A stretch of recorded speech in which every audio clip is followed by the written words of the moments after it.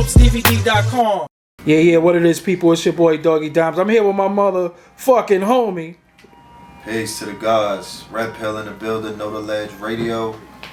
Know the Ledge TV. KTL Empowerment. What's happening? Chilling, man. I'm glad to finally get you on the camera because we build on the phone, we talk, and we got a mutual brother, yes, Rashid. Sir. That God Body Fat Tantra, aka Kabbalah God, aka Rashid, the big bro, the big homie. You know what I mean? And you know, it's funny that when me and you originally met and we spoke, we didn't even both know we knew him. I didn't know you knew him, and then just like our universe connected, you know, due to the untimely passing of you know, his mom's, and then I walk in the building, yeah, and you there. But we supposed to get up a few times, you know what I'm saying? I mean, it's all, you know, A alike, B alike, C alike. You know what I mean? It's usually 1 or 2 degrees of separation with real niggas these days. You know what I mean? So we all cut from that OG cloth. You know what I mean? We like the dinosaurs in this era right now. You know, and he was like, yo, I used to be in Clinton Hill all the time. I'm like, my hood? Yes, sir. So yeah, I used to be there. He said, yo, you know Cook, Fats? I'm like, do I know Cook and Fats? Hell yeah. Those my big homies and shit. Yeah, so small world. Yeah, so with you, everybody know you and your brother. Mm-hmm. What's Red Pill's mission? What's some of your goals? Because you know, me and you talked about, we don't really like the conscious community name too much. You know what I'm saying? Well, of course, I would, you know, refer to the conscious community as the conscious network. It's not a community. Yeah. Mm-hmm. We have to be, you know, very careful with the terms and the titles that we give certain things. It's a network, mm-hmm, and it's to be utilized as a network. Right now, it's not being utilized as a network because people are not referring to it as such. They're referring to it as a community, so you have tribal wars and all kind of other shit that takes place in broken communities. Some of the people that refer to a community don't even live in a real community. They don't even know what community is. They don't know communal economics. They don't know common unity and things of that nature. So I'm a part of the Conscious Network. We started this, you know, many moons ago. You know what I mean? One of my first teachers was my Umi Hafisa. You know what I'm saying? Dr. Sabi. This is in the 80s when this shit wasn't cute, you know what I mean? When we were completely looked at as social rejects for being smart, you know what I mean? Now, we dumbed ourselves down back in those days to be a part of something where everybody's trying to be what we dumbed our down, you know what I mean? They trying to, it comes mm-hmm back around. Now they want to be deep. So it's interesting. And what me and my brother do is we disseminate information. You know, we stand firm on the shoulders of those master teachers and elders who actually broke down those doors and let us come inside and whatnot. So we pay homage to our teachers, Phil Valentine, Dr. Phil Valentine, Bobby Hemmett, Delbert Blair, Hakeem Bey, Taj Tariq Bey, Dr. Sabi, Queen of Four, you know what I mean? And many of the other teachers that I may not name in that short, you know, in this amount of time, who have put in decades of work, you know what I mean? Millions of hours of research and things of that nature before Wikipedia, before Google, before the internet, you know what I mean? In libraries, breaking books open. A.A. Rashid, you know what I'm saying, in a box, you know what I mean, with a light under the door, writing books and things of that nature. So, you know, I'm more so, we're the pillars, you know what I mean? As the pillars, as the blue pill and the red pill, this is the matrix, you know what I'm saying? Especially with living in this whole cyberspace digital world, what we do is we are the pillars that, you know, we basically bring in the information. We offer, you know, we're the highway, we're the information highway that the teachers are able to come through.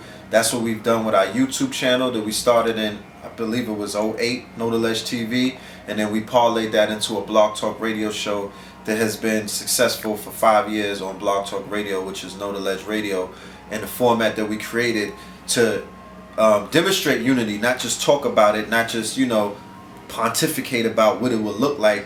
We formed a show where it's my brother on one side and it's me on the other side, and every single show that we had, we'll bring a different guest on. It does not matter what school of thought that you come from, because that's akin to us being in Ivy League schools or colleges and whatnot. You have Harvard, you have Oxford, you got Princeton and all of these other schools who have profound professors, But you don't see these motherfuckers arguing amongst each other. Yes, they may debate each other, but they pay homage to the degrees, because you have a school of medicine, you got a school of law, so these are disciplines or schools of thought. So what we do is we bring in brothers from the Nation of Islam, we bring in brothers from the 5% Nation, we bring in MSTA, we bring in the metaphysical underground, the occult, the Kabbalists, you know what I mean, the Black Power RBG. It matters not, because once again, the concept that I approach this is Voltron.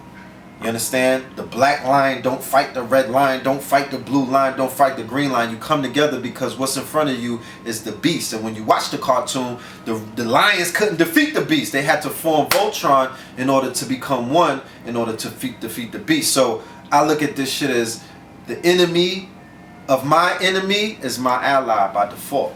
You know what I mean? And that's what we've been doing. So we bring in these different teachers with this different information, and we deal with transformation. We don't just deal with information, we deal with transformation. So we make sure that the information that they're bringing forth could be utilized in real time.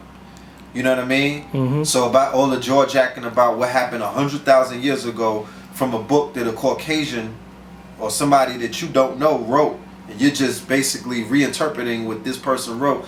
You know, I mean, if it can help somebody in their journey and their travels and their transformation today, then, you know, so be it, because I've seen it happen. But we like to deal with more practical stuff about applicable information and knowledge that can help empower, strengthen, and transform people's lives today the way that it did for us. You know what I mean? Like, when did you first come into knowledge? Well, like I said, the seeds were planted in the 80s, right there where the Barclays Center is right now, where Harriet's alter ego used to be, right on Atlantic. Dr. Sabi used to have his office called the Usha Institute. You know what I mean? And now they tore down the Rockaway stores right there, coincidentally. And we used to sit at lectures. AA was there, Billy Hassan, you know, and Dr. Sabi. We was in St. Croix with him, as a matter of fact, in 1980 when he started his whole movement, and then he brought it into New York. So that was a seed planting phase, you know what I mean? And then after that, we went on to our journey, you know what I mean? Once you get the mission, you go into your journey in life to experience what life has to offer. So the bumps and the bruises, the trials and the tribulations, the ebb and flow, you know what I mean? The dark period, all of that shit, jail, all of that stuff occurred. And then we were reintroduced to it through the lecture circuit, which started its rise and its prominence in the early 2000s at LIU and also at the O'Berry Dempsey Center in Harlem. I remember my first trip into Harlem from Miami in 2003. I was on 125th Street just talking, building. I met Sinetta. I met a brother by the name of Nova Felder. He told me, well, we're having an event later on that night at the O'Berry Dempsey Center. Brother by the name of Dr. Ben is going to be there.